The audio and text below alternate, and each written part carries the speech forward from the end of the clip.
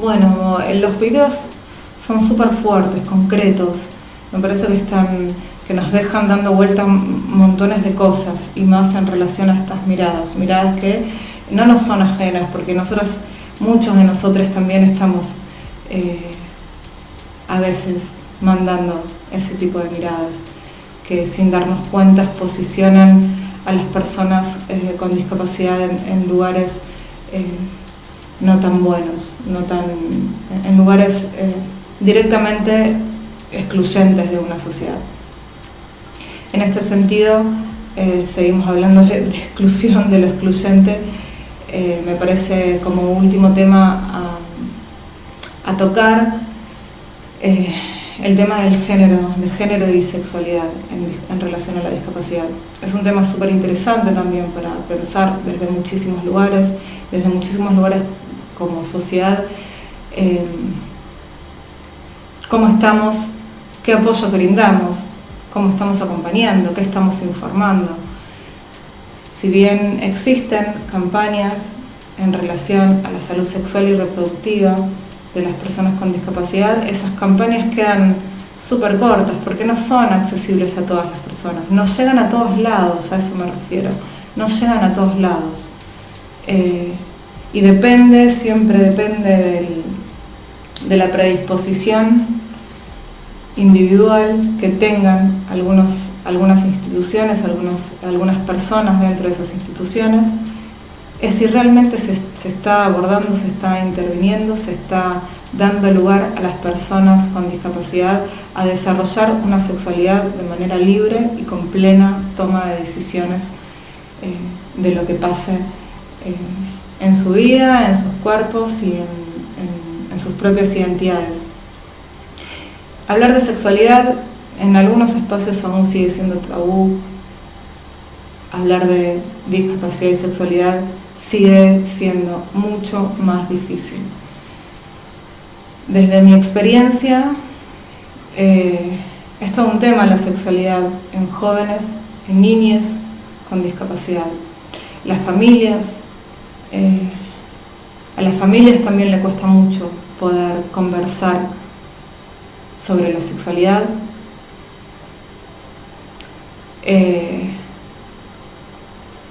Porque justamente como sociedad no damos lugar, nos escandalizamos cuando pensamos en una persona, por ejemplo, en un joven con síndrome de Down en relación a su identidad de género. Es impensado para nuestra sociedad. Es impensado que una joven con parálisis cerebral, por ejemplo, para tirar ejemplos, sea lesbiana. La realidad es que no damos lugar al desarrollo pleno de la sexualidad en las personas con discapacidad. Y acá hay otro video que quiero compartirles, y yo utilizo mucho los videos porque son videos que nos hacen escuchar a las personas con discapacidad, nos hacen escuchar cuál es el lugar en el cual están todavía en la sociedad.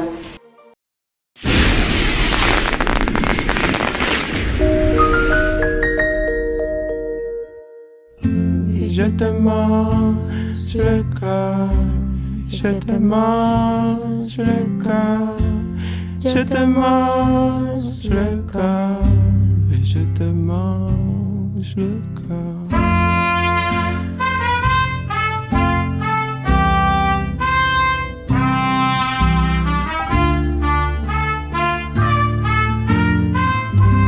Et je te mange le cœur.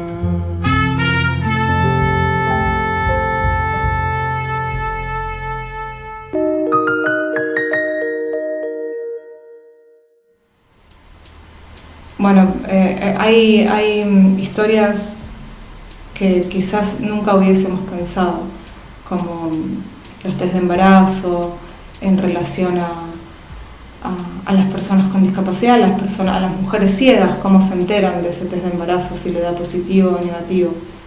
Y ahí está la dependencia que se genera siempre siempre, y que el movimiento de vida independiente quiso romper y quiere romper, la dependencia que hay, la dependencia que generamos como sociedad, porque constantemente estamos poniendo barreras en vez de apoyos. Antes de pasarles el video, les cuento una historia. Hace 2 años atrás, egresa de una escuela secundaria una joven con discapacidad intelectual que estaba en pareja hace bastante tiempo ya, y con su compañero habían tomado la decisión de tener un hijo. La gente de salud mental del hospital donde ella se atendía y el área de ginecología consideraban que no era lo mejor para ella quedar embarazada. Entonces le empezaron a decir que tenía que ir una vez por mes al hospital porque se tenía que poner una vacuna. Nunca le dijeron qué vacuna le estaban poniendo, hasta que, empezamos a conversar. Ella empezó a contar que iba una vez por mes al hospital, se ponía una vacuna que no sabía muy bien para qué era, y que que ella quería tener un hijo pero no podía quedar embarazada, y hasta que empezamos a descubrir que en realidad lo que hacían era darle anticonceptivos. Se hizo un trabajo con el equipo del hospital, justamente entendiendo que el lugar en el cual se estaban poniendo es en el lugar que el modelo del paradigma médico rehabilitador siempre impuso. Al hablar en ese hospital, al hablar con las personas que trabajan en ese hospital desde el lado de la convención, poder difundir los derechos sexuales y reproductivos de las personas con discapacidad, poder desarmar ese concepto de poder decidir sobre su propia vida, esta idea de que ella tenía ganas junto con su compañero de tener un hijo, de formar una familia, y que el poder máximo médico hegemónico les estaba diciendo que no. ¿Con qué derecho? ¿Bajo qué fundamentos? Por suerte todo esto con diferentes charlas de información, de sensibilización, de concientización, se pudo ir desarmando con este equipo de salud, y se llegó a que en vez de barreras que obstaculizan constantemente y que dejan en un lugar a la mujer, en un lugar inferior en relación a su propio cuerpo, a su propia vida, se le brindó apoyos en relación al embarazo, al tránsito del embarazo, apoyos cuando esa niña nació y en los primeros meses, acompañarla a empoderarse y a encontrar su rol desde la maternidad. Me parece que ese es el lugar donde es importante que avancemos. Dar herramientas, brindar información y generar espacios de concientización sobre la importancia de trabajar directamente desde una perspectiva de derechos humanos en relación a las personas con discapacidad. Y en relación al género, la violencia de género también es importante llegar a difundir en un lenguaje accesible, porque acá volvemos a las barreras comunicacionales y de acceso a la información. Hoy en día vemos, por ejemplo, en este contexto de aislamiento, se articularon con diferentes intérpretes en lengua de señas, por ejemplo, para poder atender en contextos cuando alguna mujer esté pasando situación de violencia, poder atender y acompañar desde una comunicación accesible. También se han diseñado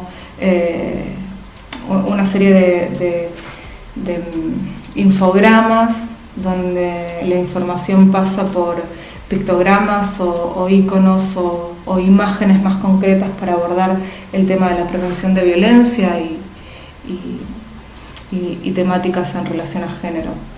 En este sentido, las mujeres con discapacidad están sufriendo una doble discriminación.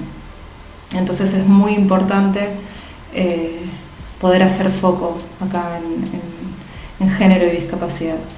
Ahora, para reforzar esto que les estoy diciendo, vamos a darle lugar a las voces de las mujeres en este video que vamos a compartir. Tomar nuestras propias decisiones. Derechos sexuales de las mujeres con discapacidad.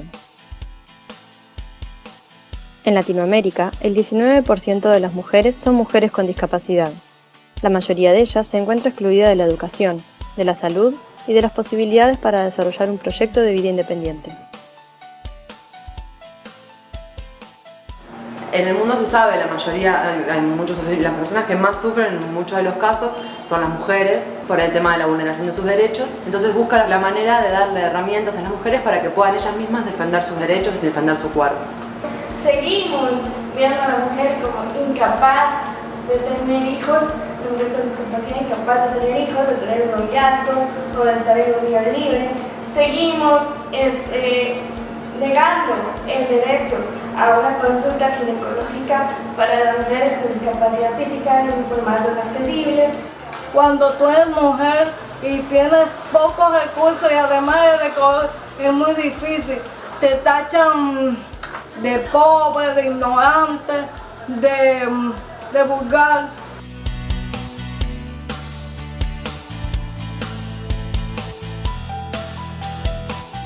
Los doctores te ponen como un límite de que si vas a tener hijos, tenlos rápido, no te demores mucho por la discapacidad. Y creo que eso te coarta un poco el derecho a tu poder decidir. Como persona con discapacidad visual, no puedo realizarme un test de embarazo de manera autónoma. No tengo forma de hacerlo sola. En mi caso, cuando pasé por esta situación, tuve que ir a un médico, explicarle al médico la situación y pedir un test de embarazo vía sanguínea, un examen de sangre, lo cual también de alguna manera vulnera ese derecho a la intimidad. Por ejemplo, cuando una mujer con discapacidad intelectual o cognitiva llega a un consultorio médico y están sus padres, ¿verdad? La niña es joven, está en la etapa de pubertad, de adolescencia, empieza a menstruar. Muchas veces se le dice a los padres que si quieren aplicar la esterilización. ¿Por qué eso es un problema? Porque estamos negando la capacidad que tienen esas mujeres en un futuro de decidir, de tomar sus propias decisiones sobre primero su cuerpo y sobre segundo el proyecto de vida que quieren. Estos son preservativos, en este caso son preservativos femeninos, pero también sucede con los preservativos masculinos.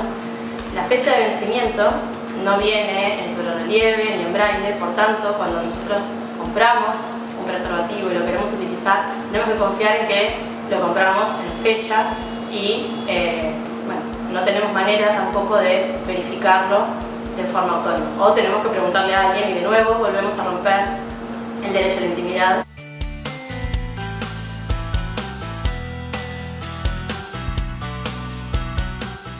Alguém que te apoie e não alguém que te cuide, isso já faz toda a diferença.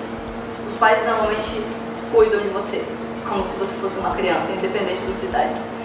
E quando você está com um amigo, ou com um namorado, ou com uma namorada, ou esposo, ou com um profissional que está te ajudando, é outra coisa, é uma outra forma de ver a pessoa que está recebendo o apoio. Eu diria que as coisas mudaram quando eu parei de sair tanto com a minha mãe. Comecei a sair com os amigos e com a minha irmã e com o meu namorado. E não é que eu não tenha as dificuldades, mas eles estão lá para me ajudar e eles me respeitam muito como indivíduo. Então, não que minha mãe não me respeite como indivíduo, mas é diferente. Motiva mucho a mis amigos con discapacidad que se sienten, vamos a decir, feas o inferiores o que no son femeninas. Y digo, mira lo que tú has logrado en 5 años y tú veas el valor que tiene, más que un cuerpo grandioso, que una cara grandiosa, que dinero, porque lo que cuenta es lo que se queda aquí.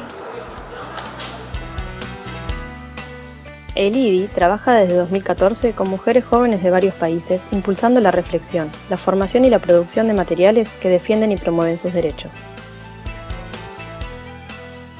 En este video, las jóvenes con discapacidad compartimos algunas de nuestras preguntas para romper las barreras del silencio y la exclusión, unirnos y comenzar a cambiar nuestras vidas.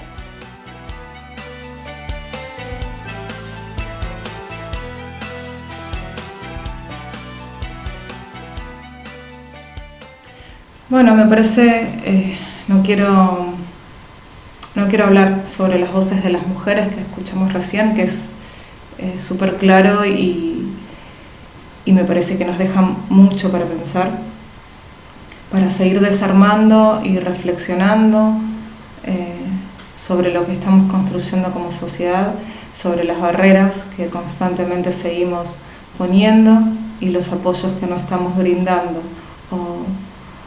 o que brindamos de formas que no son las que se necesitan. De por sí, bueno, queda a disposición para consultas, para búsqueda de material de lectura, información, lo que haga falta. Agradezco muchísimo el espacio, la escucha, el equipo de docentes de este seminario es excelente, así que es para mí un honor estar acá y compartir con ustedes. Les dejo saludos y que tengan buena semana.